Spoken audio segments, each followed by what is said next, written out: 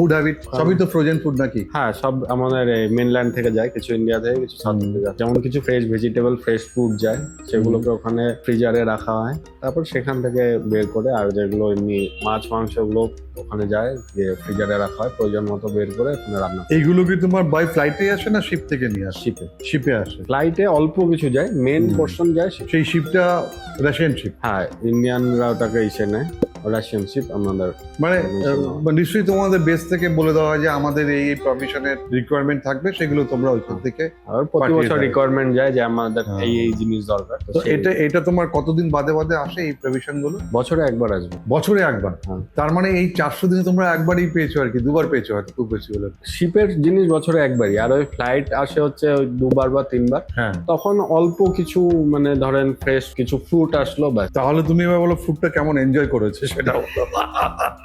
Actually আমাদের সাথে একজন প্রফেশনাল শেফ যান, রান্নার মেন উনি করেন। আমাদেরকে ওই অল্টারনেটিভলি ওখানে গ্যালি ডিউটি, আপনি ভালো জানবেন, আমাদের ওখানে গ্যালি ডিউটি হলো, ওই গ্যালি ডিউটিতে তখন ওই শেফকে ওখানে হেল্প করতে হতো আমাদের। ওই শেফকে গ্যালি ডিউটি মানে তোমরা যারা সার্চ করছো তারাই তোমরা এক সময় ওকে আর কি হেল্প করো, হ্যাঁ, মানে rotational- রোটেশন ওয়াইসে তোমরা। তুমি কিভাবে তুমি কি রান্না বান্না জানো কিছু? টুকটাক আর কি। আমাদের ওখানে মানে রান্না কেউ যদি ইচ্ছা করে তাহলে করতে হ্যাঁ। পারে, তাছাড়া হচ্ছে হলো ওই জিনিসপত্র কাটাকাটি, বাসন ধোয়া, হ্যাঁ। এসব আর কি।